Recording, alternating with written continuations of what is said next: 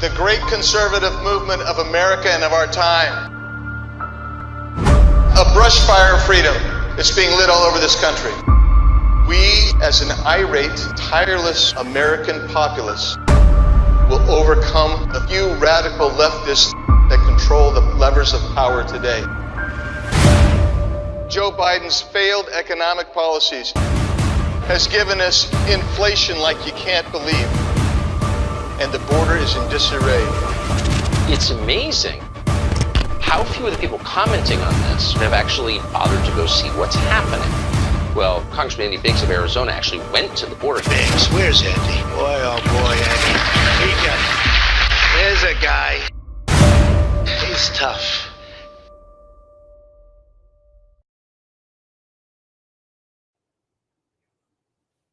Hello, everyone. Welcome to another edition of my semi-regular podcast called What's the Biggs Idea? I'm Andy Biggs, Congressman from Arizona's 5th Congressional District, and I am honored to have with me a special guest. I met this morning, had the pleasure to hear him speak, got to talk to him a little bit about his life, and I'm just honored to have him with me. And you can't see him because his image is blurred, and I'll explain why in just a moment.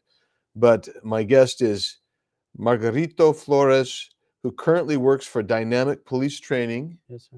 And teaches law enforcement how to better catch people who illegally transport drugs and money.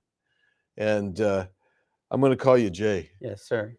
Yeah, and I Fine, appreciate that. And the reason that his face is blurred out is because Jay, and you'll hear more about this, but he worked in the Sinaloa Mexican drug cartel. He knew Joaquin El Chapo Guzman and actually testified against El Chapo and spent some time in prison because you're drug trafficking itself, drug distribution, I should say. And I want to just get to where we were going this morning a little bit. So how did you get into this? And tell us a little bit about the relationship and how the cartel works. Well, first of all, thank you so much for having me. It's a privilege for me to be here, for me to come from where I came from and have the opportunity to be sitting here with you. I'm honored and thank you so much for inviting me to be on. So I'll get a little bit into my background. I was born in Chicago, Illinois. I have a twin brother named Pedro. Me and my brother were born into a family of drug trafficking. My father was in prison when I was born and didn't come out until I was 7 years old. And when he came home, he basically started to teach us the drug trade at the age of 7. So my life in drug trafficking began, between the 7 and 8 years old. I trafficked my first load across the border at that age. And over the years, it was education into the drug world, where I learned every parts of what was drug trafficking, from the cultivation, harvesting, to the importation, the smuggling, every aspect of it. From the age of 7 to the age of 13, it was more of a Mexican based education, where we would transport marijuana in hidden compartments across the border into Chicago. And this is with your father? It's with my father, yes. Okay. So we were basically used as helpers, or cover loads as well. Like, we would help with the cover loads. At that time, twins were not that common, and so we were a big deal. So that kind of helped, and we were transporting drugs north to Chicago. So this happened to the age of 13, where my father actually got indicted and fled the country to Mexico. Okay. Us being American and born and raised in Chicago, we didn't want to go live with him, and he gave us the option to stay with my older brother, who by then, was a drug kingpin himself in Chicago. He was a cocaine distributor. And from the age of 13 to 17, we basically learned the cocaine business. We would help our older brother in doing everything that involved distribution and helping with cutting up the drugs, counting money, and basically learned that business from the age of 13 to 17.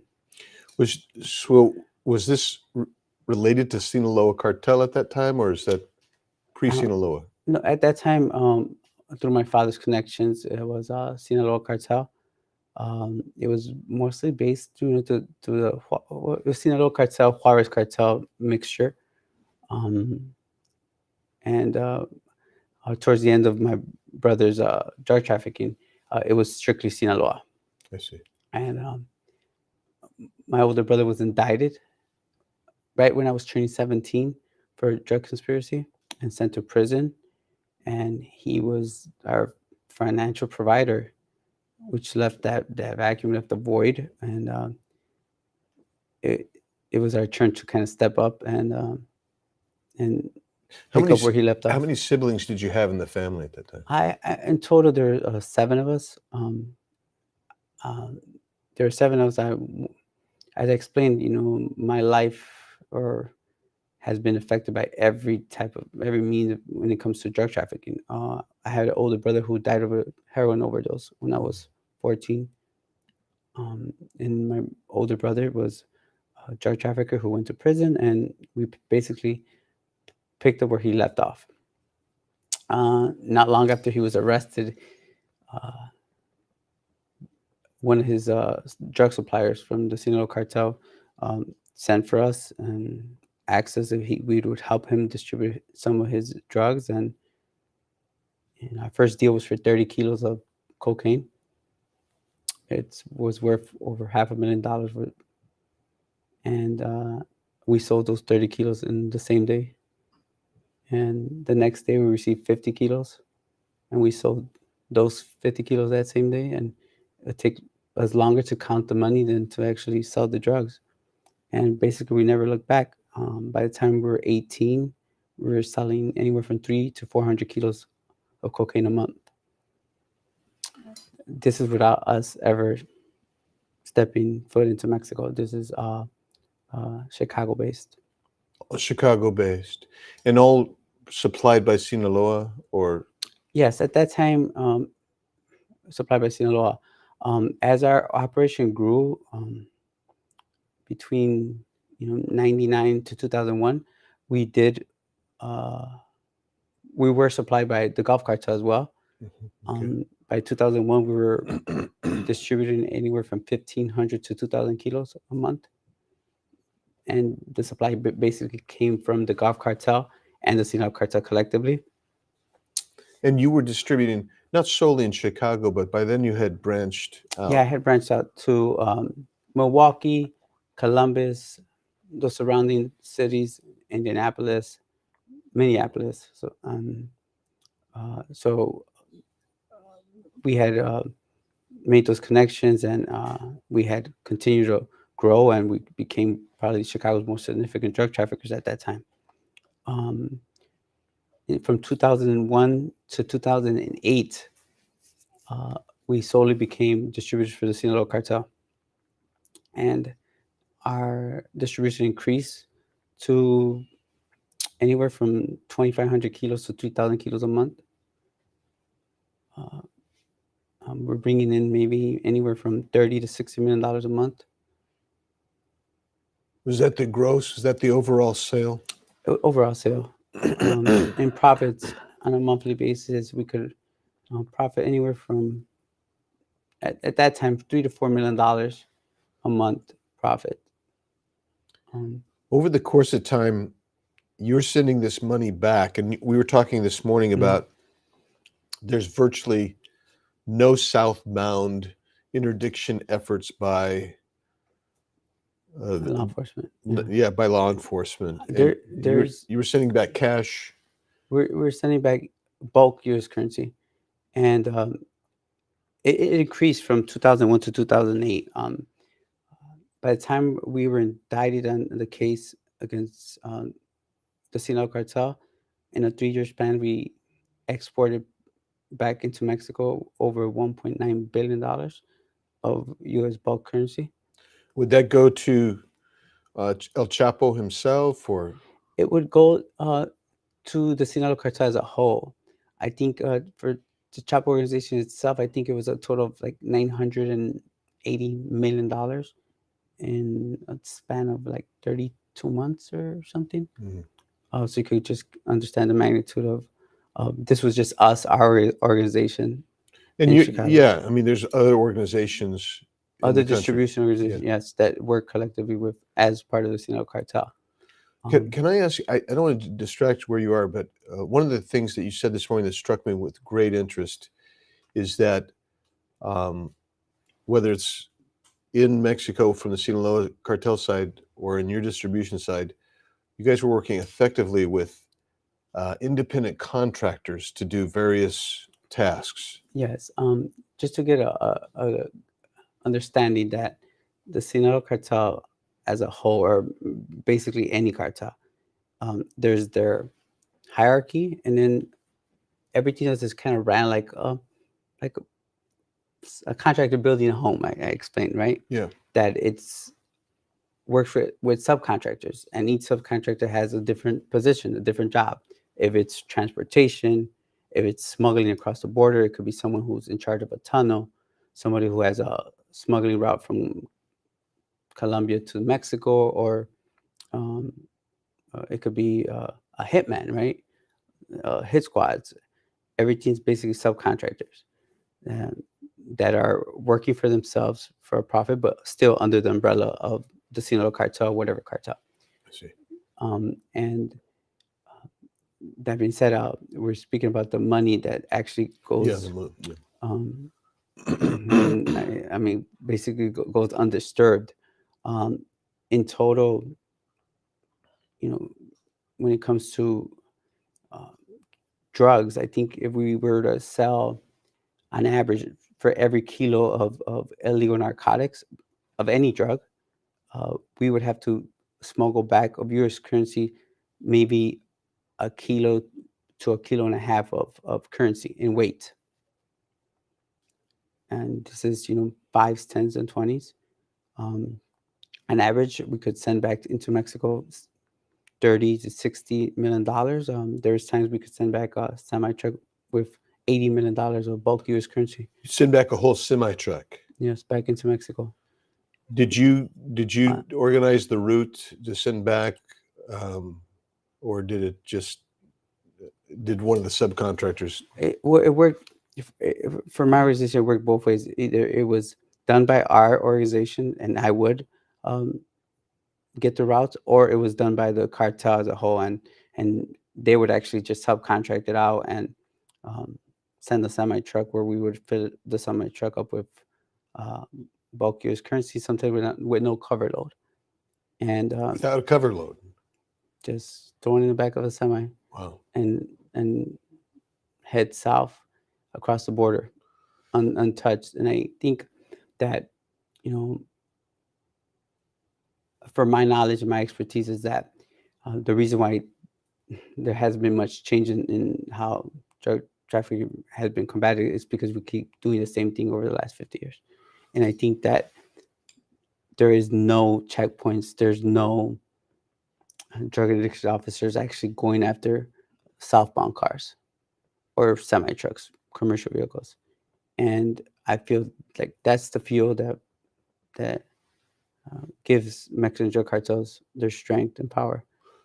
So, and I mentioned this morning, I know of at least one short-term southbound interdiction project that was operated, and they found $1 million, and there was a grandma sitting in a minivan. Oh, wow. And but they didn't continue on with that. I, for the most part, I think that we fail to realize how big drug trafficking is, or the amount of money that's being actually exported. We're talking about, from my knowledge and expertise, we're talking billions of dollars worth of bulk US currency being exported back into Mexico on a monthly basis.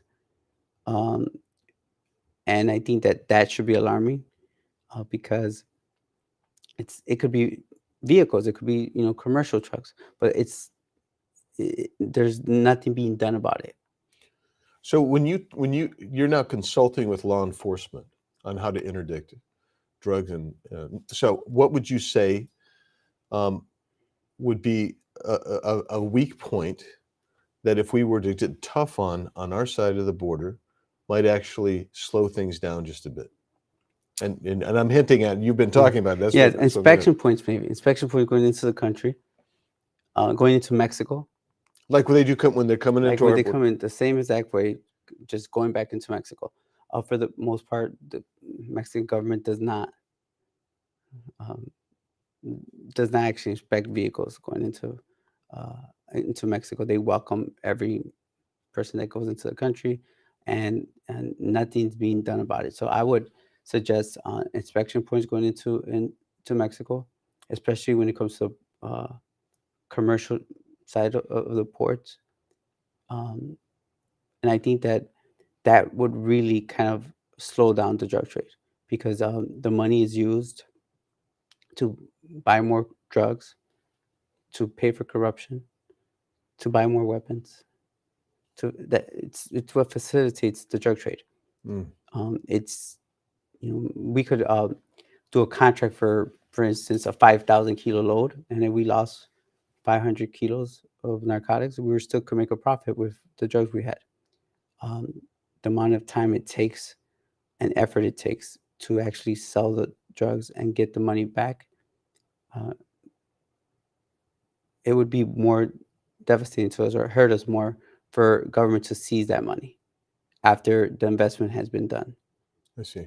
And when it comes to seizing drugs, although I understand that we're putting a stop and helping the flow of drugs that could be hurting the communities, I'm not saying that we should stop that. I'm just saying that we need to add to it. Right. And I do believe that putting these resources into place would actually probably give you a profit for the money that was spent to actually put these systems into place. Yeah. Overall, because the money that's being sent is the numbers are very, very high. It's unbelievable. Unbelievable, yeah, for sure. I've got two more areas to. I mean, the time's going to go by quick, so I want to make sure you hit these two other areas. You touched on one just a second ago. You talked about the money being used for bribery and corruption. Mm-hmm. Tell us a little bit about that and your experience with our neighbor to the south. Well, my drug trafficking organization would not have been successful at all in Mexico without the corruption. We would pitch in basically and pay, a certain $50,000 a month, for instance, my organization, so that our drugs could flow freely from, southern Mexico up to the border. That was just my organization, what we did. But overall, the cartel as a whole would, pay large amounts of bribes to government officials, to allow the passage of drugs coming in from South America, or for help with their enemies and so on. So I think the reports we've had, other briefings I've had, indicate corruption is pretty widespread in Mexico. And so that facilitates what you guys are doing, but that's the cash coming back. I mean, another aspect you said, which isn't of my two, this is just a sub part of my two, was that the money laundering aspect, the wire transfers, is interesting, but all the players, all the subcontractors, they want cash. Absolutely. I think that there's corruption at every level in Mexico, the government, from top to bottom. As you could see, if some of the cases have been prosecuted here in the United States. But I know that the government and the U.S. could look at this money laundering scheme like we want to hear about wires and, Bitcoins and, that type of money laundering. But in reality, no one's getting paid with Bitcoin. These government officials or drug traffickers in Colombia or in Mexico, they only work one way. That's with U.S. currency. Mm-hmm. That's the only currency they take, for the most part. It's what fuels the drug trade. Everyone gets a percentage. Everyone gets a cut of the large sum, and it trickles down. So there's no way that you could send a wire for $1.8 billion and not raise some, eyebrows or red flags pop up. So Right. that being said, just to grasp, again, this is just my organization. My organization being one of many, maybe not as successful, but there could have been maybe 40 of half of me. And if you add those numbers up, we're talking about you know billions of dollars. So I want to get one more area, and then I'll let you close it out Yeah. with anything you want to say. But actually, I'll probably go two more. But, Yeah, that's fair. okay. So when we start talking, we're talking about cash going south of the border, which fuels the drug cartels. What about armaments going south? Weapons. That's another aspect of it. For the most part, when we were actually transporting money, for the most part, the cartel would actually look for weapons, military-style weapons that was being bought in the U.S. and transport those military-style weapons with the currency. And you don't hear much of big caches of weapons being, seized or interdict or intersected right on roads. But um, the cartel on average will receive, crates of grenades and rocket launchers and 50 caliber weapons, military style weapons, regularly. And And we've seen those used in some firefights between the Mexican federal police and yeah, cartels. they when it comes to arming themselves, they don't care about the price. And there could be a semi truck full of these weapons that are going south. And again, because of mindset or law enforcement's lack of knowledge, they go basically untouched, unfazed. And we're not in those operations to necessarily to stop those as they're being brought. Absolutely not. But maybe some of the systems that are in place to come into the country could actually make a big difference. If there's a commercial truck going south into Mexico with a large amount of weapons, that could save lives as well. Before we close, I mean, they've kind of been waving at me, and I would like to say thanks for being with me.